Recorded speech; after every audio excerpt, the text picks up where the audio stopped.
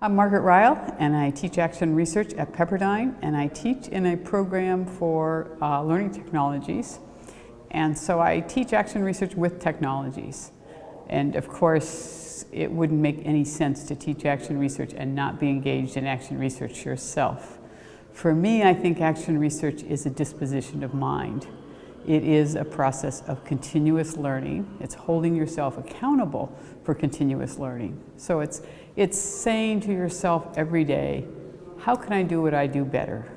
What are strategies that I can use that might better improve this? So as we get each stage of our program a little bit better, we think, okay, so what's the next thing we can do? How can we improve the strand of action research? How can we help students have better lit reviews or have better research search strategies for finding things, for evaluating things? How can we get them clearer in their writing, develop an academic voice? How can we help them develop better research methods? What are better strategies for having students understand how to do qualitative research? Because one of the wonderful things about action research is it allows for really creative research strategies.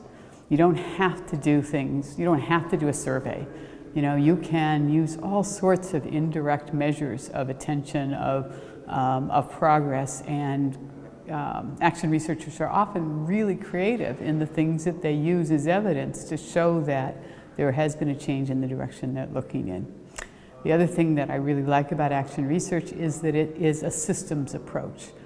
It's not looking at variables, it's not trying to isolate variables, and it's hard for students to get that idea because they've been practiced with traditional experimental designs, and so they want to control variables across settings and have a control, and trying to understand, help them understand that there's a different process of doing research, which is to look at a complex, messy system, but look at it over time and keep looking at it over the years. And so it's this process of iterative examination of a complex setting that gives you the findings that are really valuable.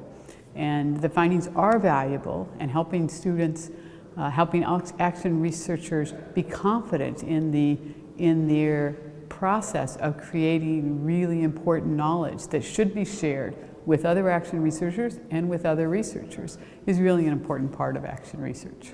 Some people ask us, why did we create ARNA? Why did we need the Action Research Network of the Americas? We have the AERA Action Research SIG, and a number of the people who were involved in starting ARNA were in the leadership of the Action Research SIG, so why did we need another organization? And there are a number of answers to that. One is that AERA, while it's an inviting place for researchers, it's not quite as open to practitioners.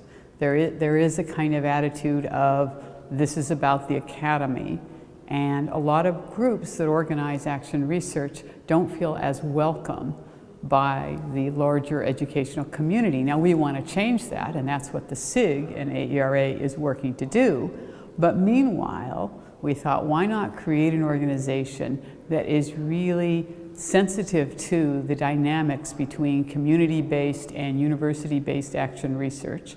And in the worldwide scheme of things, CARN serves our friends across the Atlantic, the Collaborative Action Research Network, and so why not create one that is in our hemisphere? And the efforts of bringing together the Americas. We share a name. We want to share more than a name. We want to share practice.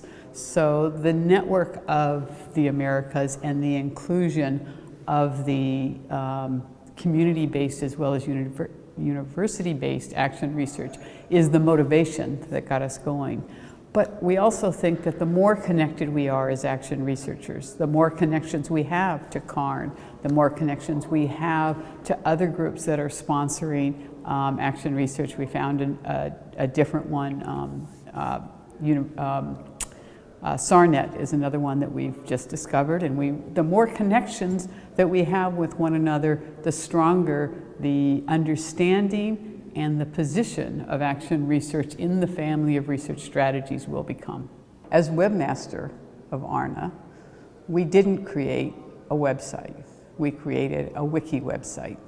That means for people who aren't members of ARNA, it's a website, but people who join ARNA, who are members of ARNA, and we hope that all of you will want to be members of ARNA, it is a wiki, which means that you have control over the content that's on the site. Every page can be changed. Every one of you can change what you see on the site. Now, of course, there's some pages that if you want to change, there's sort of more discussion involved, but you can certainly put your ideas down for changes.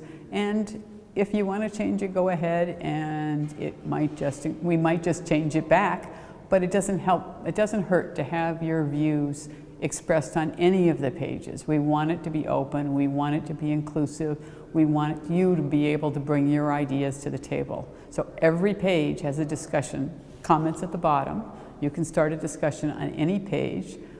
If you have ideas for how we can make the website more open, that's something that we're working towards. So we want you to join us. We want you to be an active member. We want you to really help us make ARNA into the organization that will serve your needs.